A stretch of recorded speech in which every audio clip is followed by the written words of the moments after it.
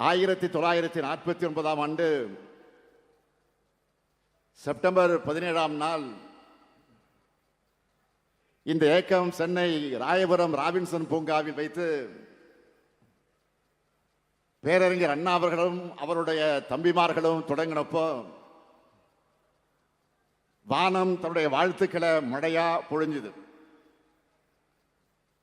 வான்மழை வாழ்த்துல உருவான கழகம்தான் இப்ப வையகம் வாழ்த்தக்கூடிய அளவிற்கு வளர்ந்திருக்கு. கழகத்தின் வெற்றி மூலமா தமிழ்நாட்டை வளர்த்தார் அறிஞர் அண்ணா. பேரறிஞர் அண்ணாவோட இதயத்தை இரவலாக பெற்ற தலைவர் கலைஞர் அவர்கள் அரை நூற்றாண்டு காலம் திராவிட முன்னேற்ற கழகத்தையும்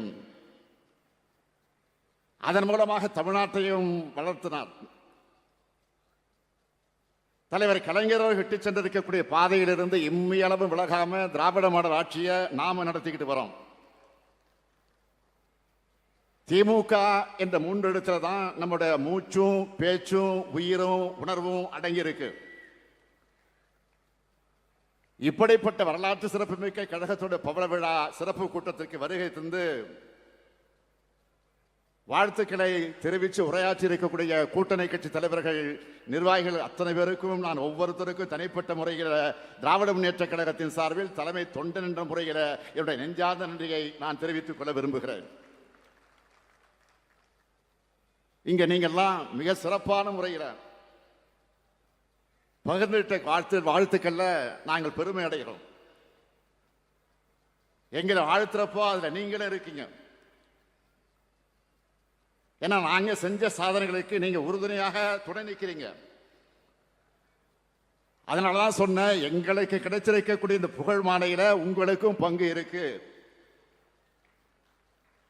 கழகத்தை பொறுத்த வரைக்கும் தலைவர் தொண்டர் இல்லாம உடன்பிறப்புகள் என்ற பாச உணர்வோடு எப்படி செயல்பட்டு வருதோ அதே போலதான் தோழமை கட்சிகளாக இருக்கக்கூடிய இயக்கங்களையும் நாம கருதுகிறோம். எங்க இயக்கம் உங்க இயக்கம் இல்லாம நாம எல்லோரும் ஒரே கொள்கை கொண்ட தோழமை இயக்கங்களாக செயல்பட்டு வருகிறோம்.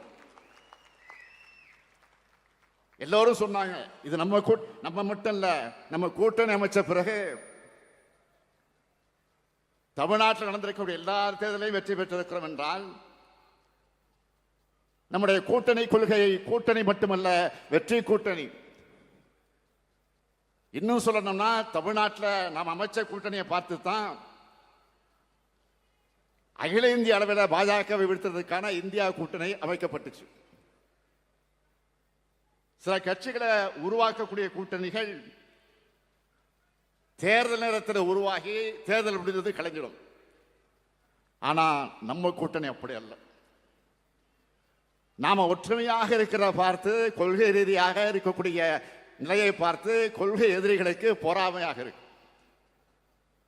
இவங்களுக்குள்ள மோதல் வராதா, பகையை வளர்க்க முடியாதான்னு வேதனையில் பொய்களை பரப்பி அற்புதமான காரியங்களை செஞ்சு தற்காலிகமாக சந்தோஷம் அடைஞ்சிட்டு இருக்காங்க. அவங்க கனவு எப்போதும் படிக்காது. நாடாளுமன்ற தேர்தல், சட்டமன்ற தேர்தல் வெற்றி கணக்கில் நாம் அணி ஐக்கியமாயிட பாசிசமும் மதவாதமும் தமிழ்நாட்டை அனுமதிக்கப்படக்கூடாது என்பதற்காகத்தான் ஐக்கியமாக இருக்கிறோம். அதை மறந்துடக்கூடாது. சென்னையில் நடைபெற்ற பவள விழா பொதுக்கூட்டத்தில் நான் உரையாற்றினப்போ உறுதியோடு ஒரு விஷயத்தை சொன்னேன். கழகத்தோட நூற்றாண்டுக்குள்ள எல்லா அதிகாரங்களையும் கொண்டவர்களாக மாநில அரசுகளை மாற்றக்கூடிய அரசியலமைப்பு சட்டம் திருத்தம் கொண்டு வர வேண்டும். எல்லா சட்ட முன்னெடுப்புகளையும் திராவிட முன்னேற்ற கழகம் நிச்சயமாக உறுதியாக செய்யும்னு நான் அறிவிச்சேன். அந்த பயணத்தில் நாம ஒருங்கிணைந்து செல்லணும். திராவிட முன்னேற்ற கழகத்தோட அடிப்படை கொள்கைகள் சமுதாயத்தின் அடிப்படை கொள்கைகளாக இருப்பது சமுதாயத்தில் சீர்திருத்தம், பொருளாதாரத்தில் தத்துவம், சமத்துவம், அரசியல் அடிப்படையில் ஜனநாயகம். இதை உருவாக்கத்தான் கழகம் தோன்றுச்சு, தொடர்ந்து செயல்பட்டு கொண்டிருக்கிறது. இதை நிறைவேற்றி காட்டத்தான் கட்சியும் ஆட்சியும் இருக்கு. இந்த உன்னதமான 3 கொள்கைகளை நிறைவேற்றப்படும் என்று சொன்னால் அதிகாரம் பொருந்தியவைகளாக மாநிலங்களை மாற்றணும். அதனாலதான் மாநில சுயாட்சி கொள்கையை தன்னோட இறுதி உயிராக பேரறிஞர் பெருந்தகை அண்ணா அவர்கள் வலியுறுத்தினார்கள், வற்புறுத்தினார்கள். மாநில சுயாட்சி கொள்கை அடைவதற்காக பல்வேறு முன்னெடுப்புகளை கழகம் எடுத்திருக்கு. முக்கியமா விடுதலை நாளில் மாநில முதலமைச்சர்கள்லாம் கோட்டையிலே கொடியேற்றக்கூடிய உரிமையை பெற்று தந்தவர் நம்முடைய தலைவர் கலைஞர் அவர்கள்தான். அது மட்டுமல்ல, வாய்ப்பு கிடைக்கும் போதெல்லாம் அதற்கான முயற்சிகளில் ஈடுபட்டு இருக்கிறோம். இப்போ இருக்கிற ஒன்றிய அரசு மாநிலங்களை யூனியன் பிரதேசமாக மாற்ற முயற்சிகள் தான் இருக்கு. அதனாலதான் தமிழ்நாட்டில் ஒழிச்ச மாநில சுயாட்சி முழக்கங்கள் இன்னைக்கு இந்தியாவோட பல்வேறு மாநிலங்களை ஒழிச்சுக்கிட்டு இருக்கு. மாநிலங்களை ஒடுக்கி ஒற்றை ஆட்சித்தன்மை கொண்டதாக இந்தியாவை மாற்றுறதுக்காக ஒரே நாடு ஒரே தேர்தல் என்ற திட்டத்தை கொண்டு வர பார்க்குது பாஜக அரசு. ஒரே நாடு ஒரே தேர்தல் சாத்தியம் இல்லாதது. இதை சொன்னா என்ன சொல்றாங்க? 1967 வரைக்கும் நாடாளுமன்றத்திற்கு சட்டமன்றத்திற்கு ஒன்னாதான தேர்தல் நடந்துச்சுன்னு சொல்றாங்க. அப்போ இந்திய நாட்டுடைய மக்கள் தொகை என்ன? இப்போ மக்கள் தொகை என்ன? அன்றைய இந்தியாவும் இன்றைய இந்தியாவும் ஒன்றா? அன்றைய வாக்காளருடைய எண்ணிக்கை எவ்வளவு? இன்றைய வாக்காளருடைய எண்ணிக்கை எவ்வளவு? ஆதாரத்தோடு சொல்லுகிறேன், 28 மாநிலங்கள், 8 யூனியன் பிரதேசங்கள் இருக்கு.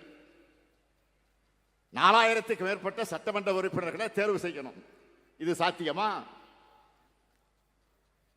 1951 மக்களவை தேர்தலில் இந்தியா முழுமைக்கும் போட்டியிட்ட மொத்த வேட்பாளர் எண்ணிக்கை 1874. ஆனா 2024 தேர்தலில் 8360 பேர் போட்டியிட்டாங்க. அன்றைய தேர்தலும் இன்றைய தேர்தலும் ஒன்னா? அது மட்டுமல்ல, நாம் எழுப்புற பல்வேறு கேள்விகள்ல முக்கியமானது, இவங்களால நாடாளுமன்றத்திற்கு ஒரே கட்டமா தேர்தல் நடத்த முடிஞ்சுதா? நடந்து முடிஞ்ச நாடாளுமன்ற தேர்தலை 7 கட்டங்களாகத்தான் நடத்த முடிஞ்சது. நாடாளுமன்ற தேர்தலையே ஒரே கட்டமாக நடத்த முடியாதவங்க நாடாளுமன்ற தேர்தலோடு இந்தியாவில் இருக்கக்கூடிய எல்லா சட்டமன்றத்துக்கும் ஒரே நேரத்தில் தேர்தல் நடத்தணும்னு சொல்றது, கூரை ஏறி கோழியை பிடிக்க தெரிய முடியாதவர் வானத்தை கிழித்து வைகுண்டத்தை காட்டு என்று சொல்லுவார்களாம். அது போல இருக்கு. இப்ப காஷ்மீர்ல தேர்தல் நடக்குது. 2 கட்டம் 3 கட்டம் முடிஞ்சு 4வது கட்டம் நடந்துகிட்டு நடக்க போகுது. 90 சட்டமன்ற உறுப்பினர்களை தேர்ந்தெடுக்க 3 கட்டங்களாக தேர்தல் நடத்துறாங்க காஷ்மீர்ல. இந்த நிலையில ஒரே தேர்தல் சொல்றதுக்கு வெட்கமாக இல்லையா?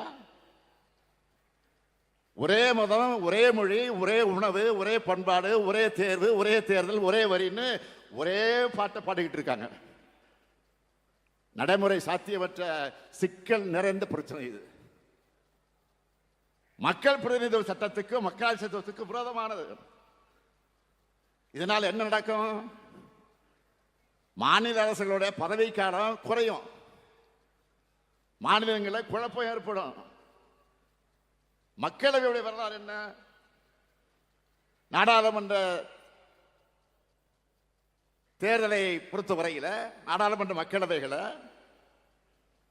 எத்தனையோ காட்சிகளை பார்த்தவன் முன்கூட்டியே கலைக்கப்பட்டு இருக்கு. இப்போ இருக்கிறதும் பெரும்பான்மை கொண்ட பாஜக அரசா, பலம் கொண்ட பாஜக அரசா. 272 உறுப்பினர்கள் கொண்ட ஆளுங்கட்சி இல்லை இப்போ பாஜக. 240. நல்லா கவனிங்க, 240 தான். அதனால ரொம்ப எச்சரிக்கையோடு பாஜக தலைமை செயல்படணும். கொஞ்சம் கேப் விட்டா பூந்துருவோம் நாங்க, மனதில் வச்சுக்கணும். அது வேறு. பேரறிஞர் அண்ணா அவர்கள் நாடாளுமன்ற மாநிலங்களை சொன்னதைத்தான் நம்மளுக்கு நான் சொல்ல விரும்புகிறேன். நமது அரசியல் அமைப்பு சட்டத்தின் கூட்டாட்சி, அந்த முறையில் இருக்கக்கூடிய பல ஒற்றைத்தன்மைகளை எதிர்த்து போராடுகின்ற ஒரு தாக்குதல் முன்னணியாக நீங்கள் திராவிட முன்னேற்ற கழகத்தை கருதி கொள்ளுங்கள் அண்ணா முழங்கினார். அதே முழக்கத்தில் நான் சேர்த்து சொல்வது, அந்த தாக்குதல் முன்னணியில் திராவிட முன்னேற்ற கழகம் மட்டுமல்ல, இங்கே இருக்கிற தோழமை கட்சிகளும் சேர்ந்துள்ளது. திராவிட முன்னேற்ற கழகம் விதைக்கக்கூடிய நினைக்கக்கூடிய சிந்தனைகளுக்கான அடித்தளம் தான் தோழமை இயக்கங்கள் ஒன்றாக இருக்கக்கூடிய இந்த மேடை. நிறைவா நான் சொல்ல விரும்புவது, 75 ஆண்டுகளை கடந்திருக்கக்கூடிய திராவிட முன்னேற்ற கழகம் 100 ஆண்டை கடப்பதற்குள் மாநில சுயாட்சி கொள்கையை வென்றெடுக்க உறுதியேற்போம், உறுதியேற்போம், உறுதியேற்போம். மீண்டும் தோழமை கட்சியினருக்கு என்னுடைய இதயபூர்வமான நன்றியை சொல்லி விடைபெறுகிறேன். நன்றி, வணக்கம்.